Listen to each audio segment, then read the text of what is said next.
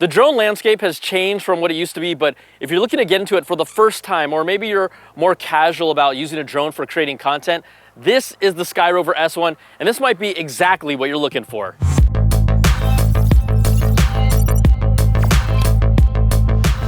Drone photography and videography has always been something that I've tried to use in some of my reviews just to mix it up, and I want to set things up here first because as of December 2025, the US officially banned the import and sale of new drones and components via the FCC, citing national security concerns and effectively freezing the sale of new Chinese-made models from entering the US market. So how is it that you can buy Skyrover drones? Well, the Skyrover S1 and Skyrover products are designed and sold in compliance with the US regulations and retail requirement. And you can get them through the US through standard commercial and retail channels. Now, this is a sponsored video with Skyrover. I want to make that clear, but I think that you'll see this is a quality drone that can outperform its peers at a better value. So here we are with the Skyrover S1, and the best way to look at this is as a model, really an entry-level drone that is more than capable of doing what the majority of people need and then some. So let's show you quickly what you get when we unbox this. I have the Skyrover S1 combo package here, which includes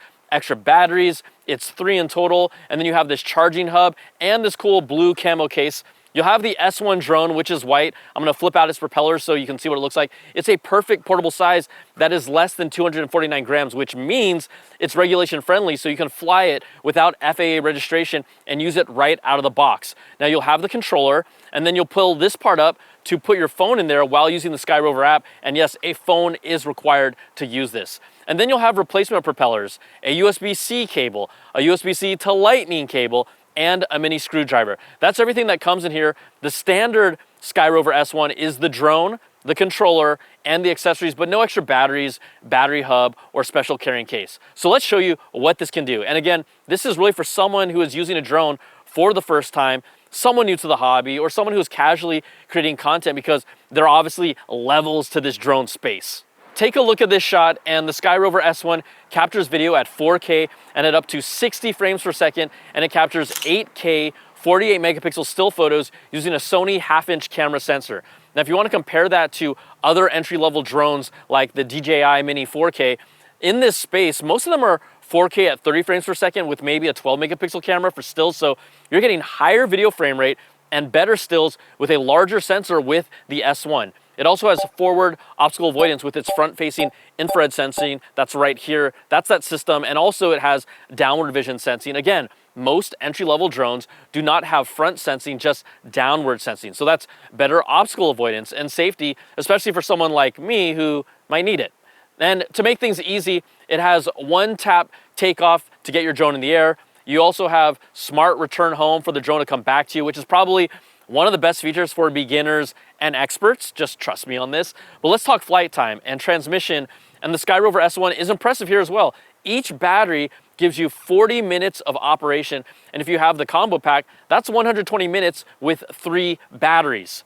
You're also getting a transmission quality at 1080p at 60 frames per second, up to 12-kilometer range, which is just under 7.5 miles of distance from the drone. That's also better than the competition. So we're talking longer single flight times, higher transmission quality, and longer range.